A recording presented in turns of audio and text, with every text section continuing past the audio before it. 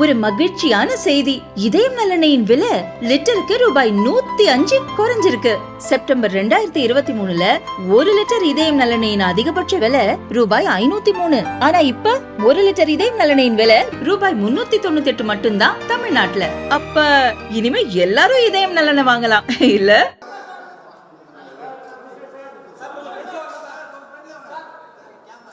Sir எனக்கு கரெக்டா இருக்கு சார்.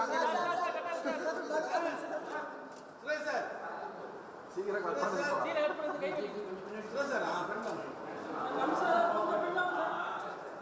அங்கே நில்லுங்க, எனக்கு கரெக்டா இருக்கு.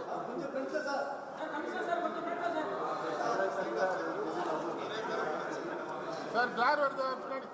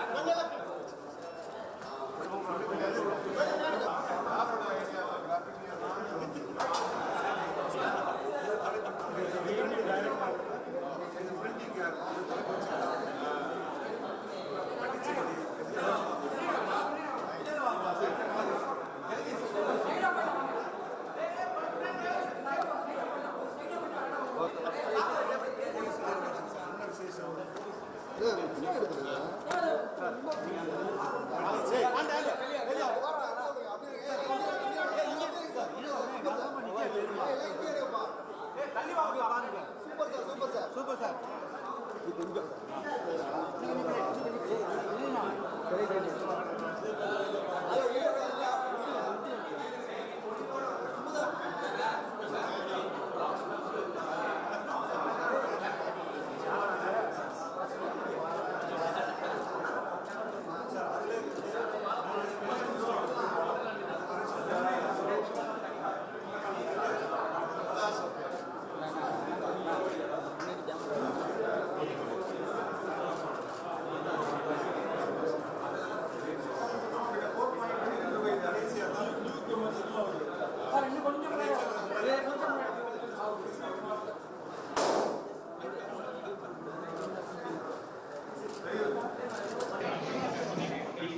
அனைவருக்கும் வணக்கம்.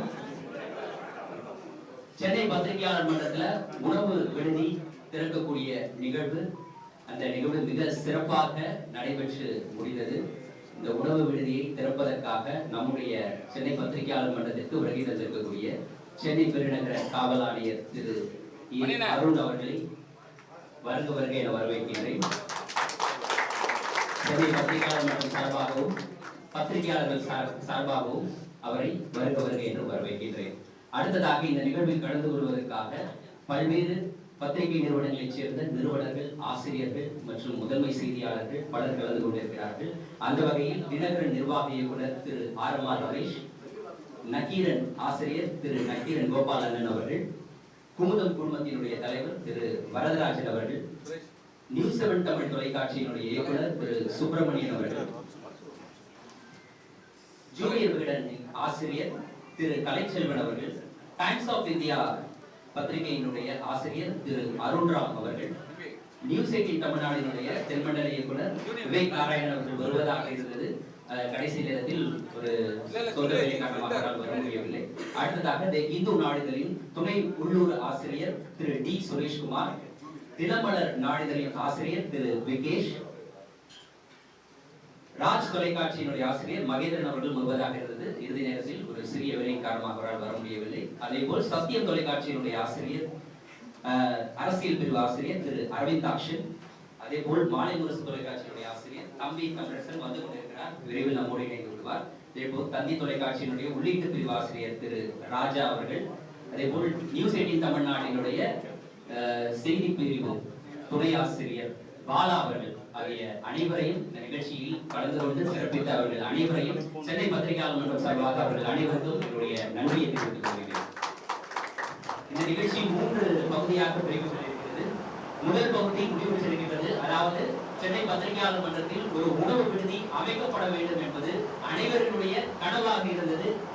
உண்மையில் சொல்ல போனால் ஒரு ஏக்கமாக கூட இருந்தது. ஏனென்றால் ஒவ்வொரு துறையை சேர்ந்தவர்களுக்கும் அந்த துறையின் சார்பாக ஒரு மானிய விலையில் உணவு விடுதி அப்படின்றது அமைக்கப்பட்டிருக்கின்றது. ஆனால் சென்னையை பொறுத்தவரை சென்னை பத்திரிகையாளர் மன்றத்தில் இப்படிப்பட்ட ஒரு உணவு விடுதி அமைக்கப்பட வேண்டும் என்று சென்னையை சேர்ந்த நிருபர்கள் பத்திரிகையாளர்கள் அனைவருக்கும் அது ஒரு இயக்கமாக இருந்தது. அந்த இயக்கம் தற்போது முடிவுற்றிருக்கின்றது. முத்தாய்ப்பாக அந்த உணவு விடுதியை சென்னை பெருநகர காவல் ஆணையர் அருண் அவர்கள் திறந்து வைத்தது மிகவும் சிறப்பான ஒன்றாக அமைந்திருக்கின்றது. இப்போது 2வது நிகழ்வாக சென்னை மாநகர காவல் ஆணையர் திரு அருண் அவர்கள் பத்திரிகையாளர்களோடு சிறிது நேரம் உரையாடுவார். முதலில் அவர் ஒரு சிறிய உரையை தொடங்குவார். அதைத் தொடர்ந்து 1-2 கேள்விகள். அதற்கு பிறகு 3வது நிகழ்வாக நாம் வடிவமைத்திருக்கக்கூடிய ஒரு நிகழ்வு ஒவ்வொரு மாதமும் நடைபெற இருக்கின்றது. ஒவ்வொரு துறையை சேர்ந்த ஆளுமைகள் இந்த நிகழ்ச்சியில் கலந்து கொள்ள இருக்கின்றார்கள். அவர்கள் தங்களுடைய அனுபவங்களை பத்திரிகையாளர்களோடு பகிர்ந்து கொள்ள இருக்கின்றார்கள். அது வடிவமைக்கப்பட்டதனுடைய காரணம் என்னவென்றால் ஒவ்வொரு துறையை சேர்ந்தவர்களுக்கும் பத்திரிகையாளர்களுக்கும் இடையில் இருக்கக்கூடிய அந்த இடைவெளியை குறைக்க வேண்டும். அந்த துறை தொடர்பாக பத்திரிகையாளர்களுக்கு முழு விழிப்புணர்வு ஏற்பட வேண்டும். பல்வேறு துறையை சேர்ந்த ஆளுமைகள் அதிகாரிகள் அவர்களோடு பத்திரிகையாளர்கள் நல்லுணர்வோடு இருக்க வேண்டும் என்ற வகையிலேயே அந்த நிகழ்ச்சி வடிவமைக்கப்பட்டிருக்கின்றது. அது கடைசியாக நடைபெற இருக்கின்றது. முதலாவதாக இந்த நிகழ்ச்சியை தொடர்ந்து வைக்க, அதாவது இந்த 2வது நிகழ்ச்சியை தொடங்கி வைப்பதற்காக சென்னை பத்திரிகையாளர் மன்றத்தினுடைய தலைவர் சுரேஷ் வேதநாயகம் அவர்களை அழைக்கிறேன்.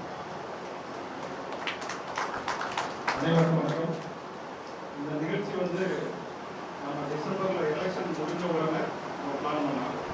எல்லா துறையும் சேர்ந்த பெரிய அதிகாரிகளையும் இல்லை ஒரு சிறந்த வல்லுநர்களையும் நம்ம அழைத்துட்டு நம்ம ஒரு கலந்துரையாடல் பண்ணணும்னு சொல்லி டிசம்பரில் நம்ம டிசைட் பண்ணோம். அதில் முதல் நிகழ்ச்சியாக சென்னை மாநகர கமிஷனர் வந்திருக்காங்க. நம்ம தலைமைச் செயலாளர் அந்த கமிஷனர் 2 பேருக்கு ஒரு பிளான் பண்ணோம். நமக்கு ஃபஸ்ட்டு கமிஷனர் நம்ம வந்திருக்காங்க. இன்னைக்கு அதுக்கான கலந்துரையாடல் நடக்குது. முதல்ல கமிஷனரை பற்றி எல்லாருக்கும் தெரிஞ்சுக்கணும். பல்வேறு இடங்களில் வேலை பார்த்துருக்காங்க. சில பேருக்கு தெரியாது. போலீஸ் பீட்டில் இருக்கிற எல்லா ரிப்போர்ட்டர்ஸும் வந்திருக்காங்க. ரொம்ப சந்தோஷமா இருக்குது இந்த நிகழ்ச்சிக்கு வந்ததுக்கு. அதே மாதிரி மற்ற பீட்டில் உள்ள ரிப்போர்ட்டர்ஸ் வந்திருக்காங்க.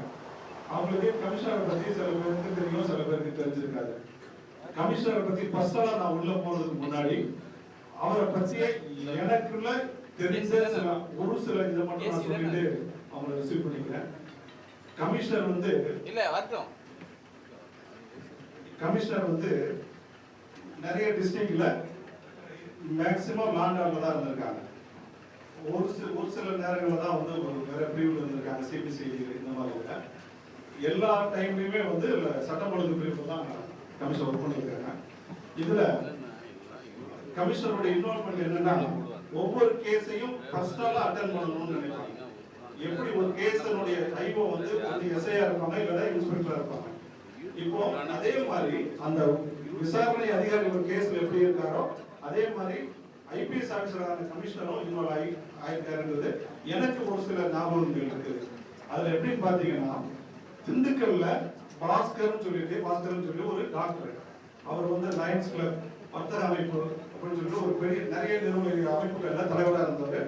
அவரை கடத்திட்டு போய் ஒரு 15-20 வருஷத்துக்கு முன்னாடி அவரை 1 கோடி, அப்பவே 1 கோடி ரூபாய் கேட்டு கடத்திட்டு போய் கொலை பண்ணிருவாங்க. அந்த கேஸ் லோக்கல் போலீஸ்ல இருந்து சிபிசிஐடிக்கு டிரான்ஸ்ஃபர் ஆகுது. அப்போ கமிஷனர் சிபிசிஐடி எஸ்பியா இருக்காங்க. ஏன் நடவடிக்கை எடுக்கல, அரெஸ்ட் பண்ணலன்னு சொல்லி சட்டசபையில இந்த கேஸ் ரெக்கார்ட் ஆகி அதுக்கப்புறம் எதிர்கட்சிகள் குற்றச்சாட்டு நடுவில் கலைஞர் இந்த கேஸை சிபிசிஐடிக்கு டிரான்ஸ்ஃபர் பண்றாங்க. இந்த கேஸ் சிபிசிஐடிக்கு வரும்போது எஸ்பியா இருக்கிறவங்க கமிஷனர். அப்ப என்ன பண்ணாங்க, எஸ்பியா இருக்கும்போது இந்த கேஸை ஃபர்ஸ்ட் அவர் திண்டுக்கல்ல போய் உட்கார்ந்து அதை விசாரிச்சு அப்போ பண்ணாங்க. அப்போ இந்த கேஸ்ல எதுக்காக கொலை நடந்தது அப்படின்ட்டு இப்போதான் நம்ம நிறைய சயின்டிபிக் எவிடன்ஸ் எல்லாம் பார்த்துட்டு இருக்கோம். அப்பவே ஒரு 20 வருஷத்துக்கு முன்னாடியே அந்த மேப் மூலமா நம்ம சேட்டலைட் மேப்லாம் நம்ம பார்க்கிறோம். அப்பவே மேப் மூலமா ஒரு கேஸை வந்து எப்படி கண்டுபிடிக்கணும்னு சொல்லி எதுக்காக கடத்தல் நடந்தது என்னதெல்லாம் விசாரிச்சுட்டு அதுல வந்து கேஸை கண்டுபிடிச்சாங்க. அந்த கண்டுபிடிச்சு ஒரு வாரம் 10 நாளுக்குள்ள அங்கேயே உட்கார்ந்து கண்டுபிடிச்சாங்க. அப்ப கண்டுபிடிச்ச உடனே ஃபர்ஸ்ட் டைம் வந்து போலீஸ் ஹிஸ்டரியில ஜிஓ போடும்போது எஸ்பியா இருந்த அருண் சார் பேரை போட்டு ஜிஓ போட்டாங்க. இது வந்து அசம்பிளிலையும் இது ரெக்கார்ட் ஆயிருக்கு. இது ஒரு கேஸ் ஹிஸ்டரி, அதை வந்து கண்டுபிடிக்க முடியாத கேஸை கண்டுபிடிச்சது. அதே மாதிரி நிறைய கேசஸ் சொல்லலாம். எனக்கு தெரிஞ்சு இன்னும் ஒரு கேசஸ் வந்து எல்லாருக்கும் அனுப்பப்பட்ட கேஸ் வந்து நம்ம பனையூர்ல 2 ஒரு கப்பல் கேப்டனையும் மனைவியும் துப்பாக்கி சுட்டுட்டு கொலை பண்ணிடுவாங்க. அந்த கேஸை வந்து கண்டுபிடிக்கும் போது லோக்கல் போலீஸ் வந்து பப்ளிக்கை சேர்ந்து அந்த அக்யூஸ்ட் பிடிச்சிருவாங்க. பிடிச்சு அடிச்சு போலீஸ்ல ஒப்படைப்பாங்க. அடிச்சதுல நைட்ல இறந்துருவாங்க. இறந்த உடனே அந்த கேஸ் வந்து போலீஸ் லாக்அப் வந்து அடிச்சு கொண்டுட்டாங்க.